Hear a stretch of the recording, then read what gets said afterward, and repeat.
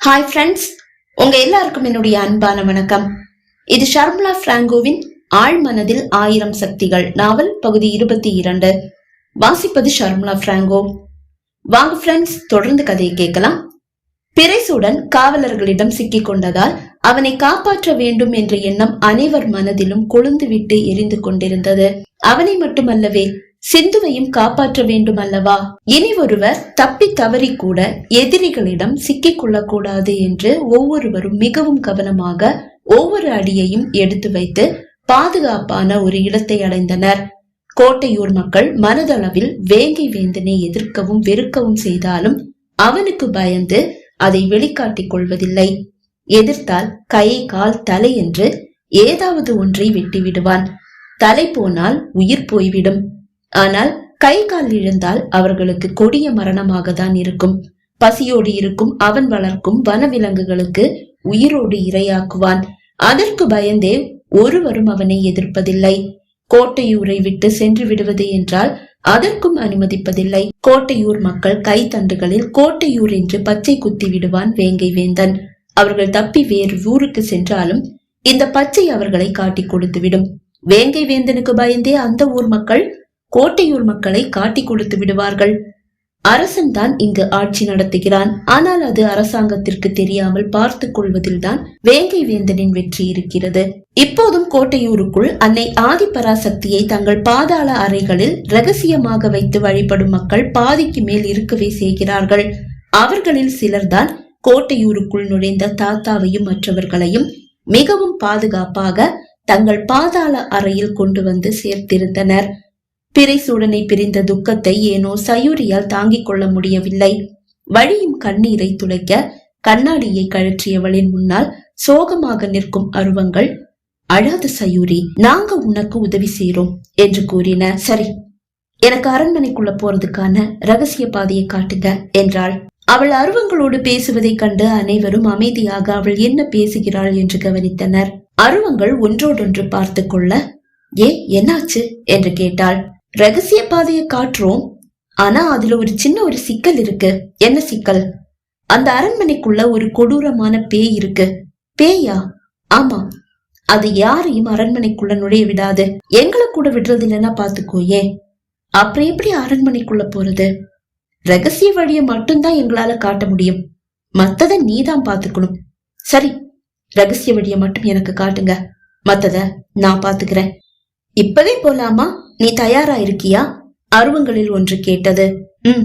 நான் தயாரா இருக்கேன், இப்பவே போலாம் சயூரி கூற. அம்மா சயூரி, நீ எங்க போறத பத்தி பேசிட்டு இருக்க? தாத்தா தான் கேட்டார். அரண்மனைக்குள்ள தாத்தா? அது ஆபத்துமா? அரண்மனைக்கு காவல் மனுஷங்க இல்ல. தெரியும் தாத்தா, இந்த அருவங்கள் இப்ப சொல்லி எனக்கு தெரியும். அதுக்கு பயந்தாதான் என்னுடைய கண்ணனை காப்பாத்த முடியாது. சிந்துவும் சிறைப்பட்டுதான் இருக்கா, அவளையும் காப்பாத்தணும்ல தாத்தா. கண்டிப்பாமா, எல்லாரையும் காப்பாத்தணும், ஆனா அவசரப்படக்கூடாது. ஆமா சயூரி, நீ அவசரப்படாத.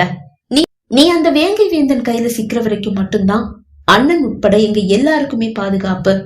நீ சிக்கிட்டா அவன் எங்க ஒவ்வொருத்தரையா போட்டு தள்ள ஆரம்பிச்சிடுவான். அண்ணன் கையால உன்னை எப்படி பலி கொடுப்பான்னு தெரியல. பலி கொடுத்துட்டா அண்ணனையும் கொன்னுடுவான், எந்த சந்தேகமும் இல்ல. அதனால அண்ணனை காப்பாத்த நாங்க முதல்ல அரண்மனைக்குள்ள போறோம். எங்களால எதுவும் செய்ய முடியாட்டி மட்டும் கடைசியில அரண்மனைக்குள்ள நீ வரணும். ஆனா அந்த வரவு அந்த அரண்மனையே நடுங்க வைக்கணும். அப்படி ஒரு வரவா இருக்கணும்.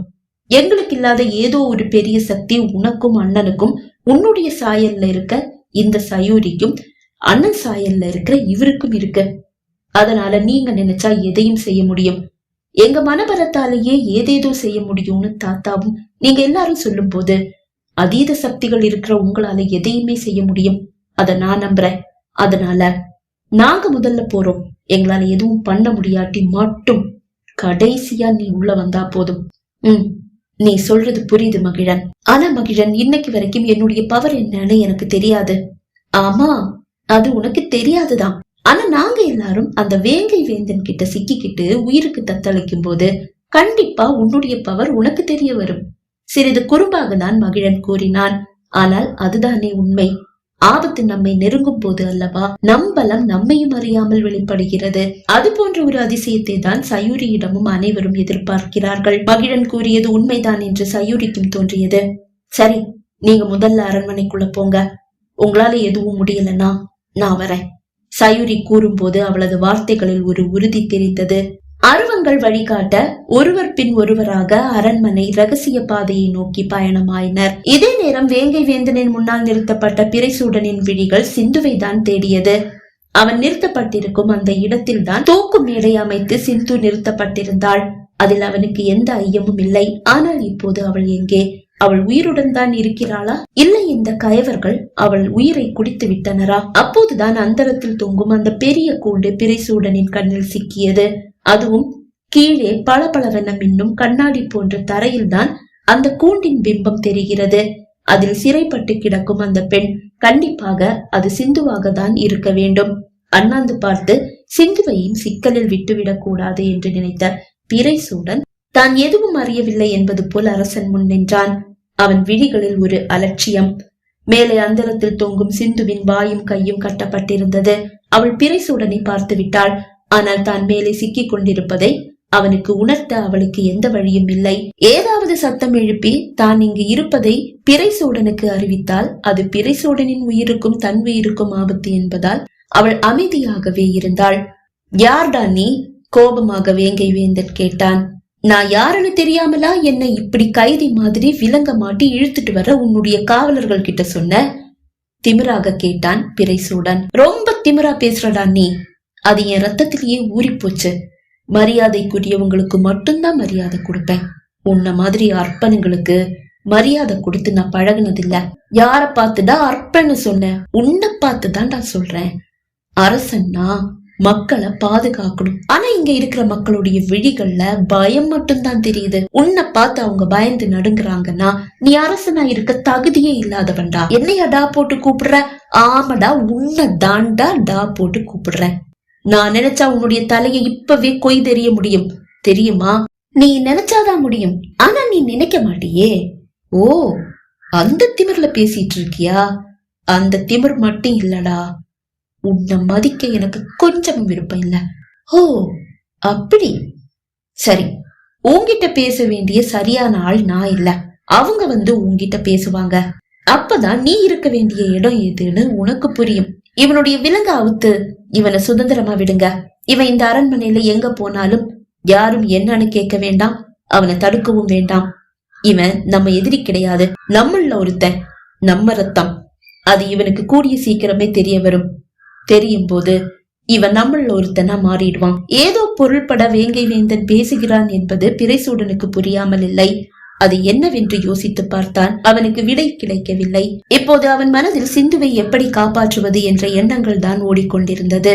இரு காவலர்கள் அவன் அருகில் வந்து அவன் கை விலங்கை அவிழ்த்து அவனை சுதந்திரமாக்கினர். சிந்துவை எப்படி காப்பாற்றுவது என்று யோசித்தபடியே வெறுமனே அரண்மனையை சுற்றி வருவது போல் சிந்து அந்தரத்தில் தொங்கவிடப்பட்டிருக்கும் அந்த கூண்டை இயக்கும் நபர் எங்கு இருக்கிறார் என்று விழிகளை ஓடவிட்டு தேடினான். அதோ அந்த பெரிய தூணில்தான் கூண்டின் கயிறு கட்டப்பட்டிருக்கிறது. அந்த தூணின் அருகில் வீர சூர பராக்கிரமியான ஒரு காவலன் நின்று கொண்டிருக்கிறான். அவன் கட்டுப்பாட்டில் தான் அந்த கூண்டு இருக்கிறது என்பது பிறைசூடனுக்கு புரிந்தது. ஓகே, இவனை சரி கட்டுனா சிந்துவை காப்பாத்திடலாம். மனதில் ஒரு பாடலை ஓடவிட்டபடியே அரண்மனை முழுவதும் சுற்றி வந்தான் பிறைசூடன். 2 மணி நேரம் ஓடியிருக்கும். அரண்மனையில் இருக்கும் அனைவரும் பரபரப்பாக எங்கோ செல்கிறார்கள். எதிரே வந்த அந்த பெண்ணிடம் எங்க போறீங்க என்று கேட்டான். பூஜைக்கு போறோம். பூஜையா? என்ன பூஜை? அம்மா அகலிகைக்காக தினமும் பூஜை நடக்கும். ஒவ்வொரு நாளும் ஒவ்வொரு நேரம் நடக்கும். இப்ப பூஜைக்கான மணி முழங்கிடுச்சு. நாங்க எல்லாரும் கோயிலுக்கு போறோம். நீங்க எல்லாரும் சொன்னா நீங்க பெண்கள் மட்டும்தானா? சேச்சா, இந்த அரண்மனையில இருக்கிற எல்லாருமே போவோம். நீங்க எல்லாரும் போயிட்டா இந்த அரண்மனையை யாரு பாதுகாப்பா? அவனை பார்த்து ஏளனமாக சிரித்த அந்த பெண், இந்த அரண்மனைய இங்க காவலுக்கு நிக்கிற காவலர்கள் பாதுகாத்துட்டு இருக்காங்கன்னு தான் நீ நினைச்சிட்டு இருக்கியா? அதுதான் இல்ல. உங்க கண்ணுக்கெல்லாம் தெரியாத ஒரு சக்தி இந்த அரண்மனைய பாதுகாத்துட்டு இருக்கு. அந்த சக்தி இங்க இருக்கிற வரைக்கும் யாராலையும் இந்த அரண்மனைக்குள்ள நுழைய முடியாது. ஓ, அந்த தைரியத்துல எல்லாரும் கூட்டத்தோட பூஜைக்கு போறீங்களா? ஆமா, சரி போயிட்டு வாங்க. அப்போதுதான் அது வழியாக வேங்கை வேந்தன் வந்தான். அம்மா அகலிகையுடைய பூஜை நேரம், நீயும் கோயிலுக்கு வா. மன்னிக்கணும், எனக்கு அம்மா அகலிகையை வணங்கணும்ன்ற அவசியம் இல்ல. நீ கோட்டையூரை சேர்ந்தவன். அம்மா அகலிகை தான் கோட்டையூர் குலதெய்வம். அவளை நீ வழிபட்டே ஆகணும். கோட்டையூர் குலதெய்வம் அம்மா அகலிகைன்னு உன்கிட்ட சொன்னது யாரு? கோட்டையூர் குலதெய்வம் அன்னை ஆதிபராசக்தி. அவளை மட்டும்தான் என்னால வணங்க முடியும். நீ வேணா போய் அந்த அகலிகையை கும்பிட்டுட்டு வா. நீ ரொம்ப திமிரா பேசிட்டு இருக்க. எனக்கு வர்ற கோவத்துக்கு உன்னை அப்படியே அழிச்சிடணும்னு தோணுது. ஆனா அதுக்கு எனக்கு அனுமதி இல்ல. அவனை பார்த்து அலட்சியமாக சிரித்த பிறைசூடன், தெரியுதுல்ல, போ போய் அந்த அகலிகைய வணங்கிட்டு வா. நான் இங்கேயேதான் இருப்பேன், எங்கேயும் ஓடிட மாட்டேன். உனக்கு இருக்குடா, நீ என் கையில வசமா சிக்கதான் போற. அப்ப இருக்குடா உனக்கு. முணுமுணுத்தபடியே பிறைசூடனை தாண்டி சென்றான் வேங்கை வேந்தன். அரசன்னு சொல்லிட்டு இவன் உட்கார்ந்து இருந்தாலும் இவனை கூட ஆட்டி படைக்கிறது வேற யாரோ ஒருத்தர் தான். அவங்கதான் என்கிட்ட பேசுவாங்களோ? சரி, பாக்கலாம். இதுங்க எல்லாம் அம்மா அகலிகையை கும்பிடுறதுக்கு கோயிலுக்கு போயிடுச்சுங்க. இந்த நேரம் சிந்துவை காப்பாத்துறது ஈஸியா இருக்கும்னு நினைக்கிறேன். ஆமா, இந்த நேரத்துல நீ சிந்துவை காப்பாத்தலாம். உனக்கு நான் மட்டும் இல்ல, இந்த அரண்மனையிலேயே உனக்கு உதவ யாரோ ஒருத்தர் இருக்காங்க. ஆனா அது யாருன்னு எனக்கு தெரியல. அவங்க உதவியால கண்டிப்பா சிந்துவை இங்க இருந்து காப்பாத்தி வெளியே அனுப்பிட முடியும். சீக்கிரமா செயல்ல இறங்க. தன்னிடம் இப்போது பேசுவது தன் பாதுகாவலன் என்பது பிறைசூடனுக்கு புரிந்தது. இந்த அரண்மனைக்குள்ள இப்ப காவலர்கள் யாரும் இல்லதான். ஆனா வேற யாரோ இங்க காவலுக்கு இருக்காங்கன்னு அந்த பொண்ணு சொல்லிட்டு போனாலே. ஆமா, ஒரு காவல் இருக்கு. அந்த காவலையும் தாண்டிதான் நான் உனக்கு பாதுகாப்பா உன் கூட இருக்கேன். அது என்னுடைய சக்தி இல்ல, இங்க நமக்கு உதவுற வேற ஏதோ ஒரு சக்தியுடைய சக்தி. சிந்துவை காப்பாத்தவும் அவளை பத்திரமா இங்க இருந்து வெளியே அனுப்பவும் அந்த சக்தி கண்டிப்பா நமக்கு உதவும். அப்படின்னா செயல்ல இறங்கிட வேண்டியதுதான். சிந்து அடைப்பட்டு கிடக்கும் அந்த இடத்தை அடைந்தான் பிறைசூடன். அனைவரும் பூஜைக்கு சென்று விட்டாலும் சிந்துவுக்கு காவல் நிற்கும் அந்த காவலன் மட்டும் அங்கேயே நின்று கொண்டிருந்தான். என்னடா, உன்னை யாரும் பூஜைக்கு கூப்பிடலையா? சிறிது ஏளனமாக கேட்டான் பிறைசூடன். நான் கோட்டையூர்காரன் இல்ல. கோட்டையூர் சேராத நாங்க 50 பேர் இந்த அரண்மனைக்குள்ள வேலை பாக்குறோம். பூஜை நடக்கிற நேரங்கள்ல இந்த கோட்டைக்கு நாங்க தான் பாதுகாவல். எங்கதான் எதுவும் இல்லையே, அப்புறம் எதுக்குடா நீ இங்க காவல் நிக்கிற? இந்த தூணுக்கா காவல் நிக்கிற என்று கேட்டவன் அந்த காவலன் எதிர்பாராத அந்த நொடி ஓங்கி அவன் இடது மார்பில் ஒரு குத்து விட்டான். எதிர்பாராத தாக்குதலில் தடுமாறி போன அந்த காவலன் ஒரு சிறு சத்தம் கூட எழுப்பாமல் வெட்டியிட்ட வாழையாக கீழே சரிய அவனை சட்டென்று பிடித்து கொண்ட பிறைசூடன் அவனை ஒரு ஓரமாக படுக்க வைத்துவிட்டு தூணில் கட்டியிருந்த கயிறை அவிழ்த்து சிந்துவை மெதுவாக கீழே இறக்கினான். தங்கள் அருகில் ஏதோ நடமாடுவது போன்று பிறைசூடனுக்கு தோன்றியது. கண்ணுக்கு தெரியாத காவல் தன்னை பார்த்து விட்டதா? மூச்சை பிடித்து கொண்டு அவன் நிற்க அது அவர்களை தாண்டி செல்வது போல் அவனுக்கு தோன்றியது. வேகமாக கூண்டை திறந்து சிந்துவின் கட்டப்பட்ட வாய் கைகளை அவிழ்த்தவன், சிந்து, நீ சீக்கிரமா இங்கிருந்து தப்பிச்சு போயிடு என்றான். சார், சயூரி அப்பா இங்க இருக்கிற சிறைச்சாலையில அடைபட்டு இருக்காரு. அவரை காப்பாத்தணும் சார். ஒவ்வொரு நாளும் அம்மா அகலிகைக்கு ஒருத்தர பலி கொடுக்கறாங்க. நாளைக்கு சயூரி அப்பாவை பலி கொடுக்க போறதா பேசிக்கிட்டத நான் கேட்டேன் சார். சரி, அத நான் பாத்துக்கிறேன். நீ இங்கிருந்து தப்பிச்சு போயிடு சார். இங்க ஒரு ரகசிய பாதை இருக்கு. அது வழியாதான் என்ன இங்க இழுத்துட்டு வந்தாங்க. நீங்க சயூரி அப்பாவை காப்பாத்தி கூப்பிட்டுட்டு வந்துட்டீங்கன்னா நம்ம 3 பேரும் அந்த பாதை வழியா தப்பிச்சு போயிடலாம். வேண்டாம் சிந்து, அது சரிப்பட்டு வராது. இந்த வேங்கை வேந்தனுக்கு ஒரு முடிவு கட்ட வேண்டாமா? அவனை அழிக்காட்டி நாம யாரையும் அவன் நிம்மதியா வாழ விட மாட்டான். பேசிட்டு இருக்க நேரம் இல்ல, நீ போயிடு, மத்ததை நான் பாத்துக்கிறேன். Okay sir. அவள் ஓட முயல அவள் கரத்தை பிடித்தவன் தன் பாக்கெட்டில் வைத்திருந்த காய்ந்த மலர்களில் சிலதை எடுத்து சிந்துவின் கையில் கொடுத்தான். சயூரியின் வீட்டு பூஜை அறையில் வைக்கப்பட்டிருக்கும் மலர்கள் அவை. இத பத்திரமா கையில வச்சுக்க, இது உனக்கு துணையா இருக்கும். Okay sir. அவன் கொடுத்த மலர்களை கரத்தில் பத்திரப்படுத்தி கொண்டவள் அந்த ரகசிய பாதையை நோக்கி ஓட ஆரம்பித்தாள். இதே நேரம் ரகசிய பாதை வழியாக வந்து கொண்டிருந்தவர்கள் அரண்மனைக்குள் நுழைந்து விட்டனர். அவர்களை ஏதோ சில கண்கள் கண்காணித்துக் கொண்டுதான் இருந்தன. வாங்க வாங்க, உங்களை தேடி காவலர்கள் ஊருக்குள்ள அலைஞ்சிட்டு இருக்கும் போது நீங்களா வந்து எங்க கிட்ட மாட்டிக்கிறீங்களா? வாங்க வாங்க. அவை சத்தம் இல்லாமல் தங்களுக்குள் பேசி சிரித்துக் கொண்டன. அரண்மனைக்குள் வந்தவர்கள் அரண்மனைக்குள் ஒருவரும் இல்லாததை கண்டு வியந்து ஏதோ சூழ்ச்சி நடக்கிறது என்று நினைத்து பல இடங்களில் சென்று ஒளிந்து கொண்டனர். சிந்து ரகசிய பாதை வழியாக தப்பி சென்றாள். கூண்டை இருந்தது போன்று அந்தரத்தில் கட்டி வைத்துவிட்டு சயூரியின் அப்பாவை தேடி விரைந்தான் பிறைசூடன். அவனது பாதுகாவலன் வழிகாட்டியதால் எளிதில் சயூரியின் அப்பா அடைப்பட்டிருக்கும் அந்த சிறைச்சாலையை அடைந்தான். சிறைச்சாலைக்குள் 100க்கும் மேற்பட்டோர் அடைப்பட்டு கிடந்தனர். அதில் யார் சயூரியின் அப்பா என்று அவனுக்கு தெரியவில்லை. ஒவ்வொருவரையாக பார்த்தபடி அவன் நடக்க, எங்களை காப்பாத்துங்க, எங்களை காப்பாத்துங்க என்று ஒவ்வொருவரும் அவனிடம் கெஞ்சினர். கண்டிப்பா காப்பாத்துறேன், ஆனா இப்ப முடியாது என்று கூறியவன் ஒவ்வொருவரையாக கடந்து செல்ல, கண்ணா என்று அழைத்தார் அந்த நபர். உடல் மெலிந்து எழுந்து நிற்க கூட வலுவற்ற அந்த மனிதர் தான் சயூரியின் அப்பா என்பது அவனுக்கு புரிந்தது. தன் பெயரை கண்ணா என்று அவர் எப்படி அழைக்கிறார்? ஆம், அன்று அருவமாக சயூரியின் வீட்டிற்கு வந்த போது தன் பெயரை அறிந்திருக்க கூடும். சயூரி அப்பா தானே நீங்க? ஆமாப்பா, நான் சயூரி அப்பா தான். பூட்டை பிடித்து ஓங்கி ஒரு குத்து விட்டான். பூட்டு 2ஆக உடைந்தது. கண்ணாவா, நாம இங்கிருந்து தப்பிச்சு போயிடலாம். இல்ல அங்குள், இந்த வேங்கை வேந்தனுக்கு ஒரு முடிவு கட்டிட்டு தான் நான் இந்த இடத்துல இருந்து வருவேன். எப்படியோ தப்பிச்சா போதும்னு சொல்லி நாம இங்கிருந்து தப்பிச்சு போறதுனால எந்த பிரயோஜனமும் இல்ல. திரும்பவும் நம்மள ஆபத்து பின்தொடர்ந்துட்டே இருக்கும். அதை நிரந்தரமா அழிக்கணும்னு நான் ஆசைப்படுறேன். இப்ப நீங்க இங்க இருந்து போயிடுங்க, மத்ததை நான் பாத்துக்கிறேன். இங்க ஒரு ரகசிய பாதை இருக்காங்க, அது உங்களுக்கு தெரியுமா? தெரியும்பா, நான் அது வழியா போயிடுறேன். நீ பத்திரம். உனக்கு இப்போதைக்கு எந்த ஆபத்தும் இல்லைன்னு எனக்கு தெரியும். அதனாலதான் உன்னை தைரியமா விட்டுட்டு போறேன். சரி அங்குள், நீங்க பத்திரம். அவர் ஓட ஆரம்பிக்க, அங்குள் ஒரு நிமிஷம், இந்த பூவை கையில வச்சுக்கங்க என்று கூறியபடியே தன் பாக்கெட்டில் இருந்து சில பூக்களை அவர் வெளியே எடுக்கவும், அந்த இடத்தில் சட்டென்று தோன்றிய அந்த அதிபயங்கர உருவம் சயூரியின் அப்பாவை ஓங்கி ஒரு அறை விட்டது. அவர் கீழே வீழ்ந்தார். அவர் வாயில் இருந்து ரத்தம் வழிந்தது.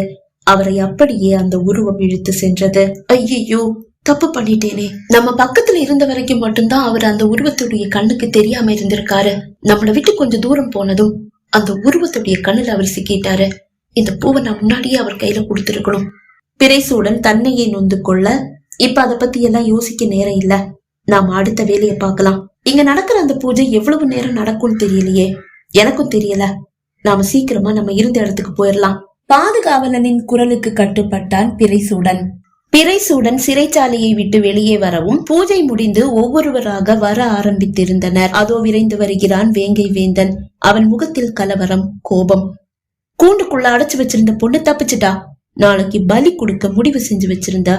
அந்த ஆளும் தப்பிக்க முயற்சி செஞ்சிருக்கான், ஆனா மாட்டிக்கிட்டான். தப்பிச்சு போன பொண்ணை தேடி கண்டுபிடிச்சு இழுத்துட்டு வாங்க. உறக்க கத்தியபடியே அவன் கோபமாக விரைந்து வந்து பிறைசூடனின் முன்னால் நின்றான். அந்த பொண்ணை தப்பிக்க விட்டது நீதானே? ஆமாம், நானேதான். மார்பை விரித்து கம்பீரமாக நின்றபடி கூறினான் பிறைசூடன். கையை உயர்த்தி அவனை அடிக்க முயன்றான் வேங்கை வேந்தன். சட்டென்று அவன் கரத்தை பிடித்து ஒரு திருகு திருகி அவனை கீழே தள்ளினான் பிறைசூடன். வலியில் துடித்தவன் கோபமாக துள்ளி எழுந்து சுவரில் மாட்டி இருந்த வாளை உருவி பிறைசூடனின் கழுத்தை நோக்கி வீச, சட்டென்று தன் கையை ஒரு வாள் போல் வைத்து அந்த வாளை தடுத்தான் பிறைசூடன். அடுத்த நொடி வேங்கை வேந்தனின் வாள் 2ஆக முறிந்து போனது. அதை கண்டு அரண்மனையே நடுங்கியது. தன் கையை அதே வேகத்தில் வேங்கை வேந்தனின் கழுத்தை நோக்கி வீசினான் பிறைசூடன். பாய்ந்து வந்த ஏதோ ஒரு சக்தி வேங்கை வேந்தனை இழுத்து சற்று தள்ளி நிறுத்தியது. அதனால் மட்டும் அவன் கழுத்து தப்பியது. இவனை சுதந்திரமா விட்டது தப்பு. இவனை உடனே சிறையில் அடைங்க, கோபமாக கத்தினான் வேங்கை வேந்தன். வேண்டாம், அவனை சுதந்திரமா விடுங்க. அவன் நம்ம ரத்தம். அந்த குரல் வந்த திசையை பார்த்தான் பிறைசூடன். ஒரு 100 வயது மதிக்கத்தக்க ஒரு முதியவர் அவர்களை நோக்கி நடந்து வருகிறார். பிறைசூடனை பார்த்து பால் போல் சிரித்தவர், பிறைசூடா, உனக்கு உண்மைகள் தெரியல. உன்னுடைய மனசை யாரோ தப்பான பாதையில திருப்பி விட்டுருக்காங்க. இந்த கோட்டையூரோட உண்மையான அரசன் அது நீதான். அது கூடிய சீக்கிரமே உனக்கு தெரிய வரும் என்றவர் பிறைசூடனின் கண்ணில் படாமல் வேங்கை வேந்தனுக்கு ஏதோ கஞ்சாடை செய்தார். நீ போய் ஓய்விடு என்றவர் 4 அழகிகளை அவனது அறையை காண்பிக்குமாறு கூறி அவனோடு அனுப்பி வைத்தார். அவன் அறையை காண்பித்த அந்த பெண்கள் அவனோடு ஒட்டி உரசி நின்றது மட்டுமல்லாமல் அவன் உடலை மெல்ல வருட ஆரம்பித்தனர். ஏதோ ஒரு போதை அவன் உடலில் பரவுவதை அவன் உணர்ந்தான். அந்த பெண்களின் மயக்கும் ஸ்பரிசத்தில் அவன் வீழ்ந்து விடும் நிலைக்கு வந்து விட்டான். தப்பு நடக்குது பிறைசூடா. அவனது உள் உணர்வு அவனை எச்சரிக்க அந்த பெண்களின் கரங்களை குடைந்தெறிந்தவன், வெளியில போங்க என்றான். சரிங்க என்ற அந்த பெண்கள் வெளியே சென்று விட்டனர். இப்போது தன் பாதுகாவலன் தன்னுடன் இல்லை என்பதை பிறைசூடன் உணர்ந்தான். அரண்மனைக்குள் நுழைந்தவர்களை அந்த அதிபயங்கர உருவம் ஒருவர் பின் ஒருவராக இழுத்து சென்று சிறையில் அடைத்து விட்டது. நான் மட்டும்தான் மாட்டிக்கொண்டேன் என்று ஒவ்வொருவரும் நினைத்தனர். அனைவரும் மாட்டிக்கொண்டதை பிறைசூடனும் அறியவில்லை.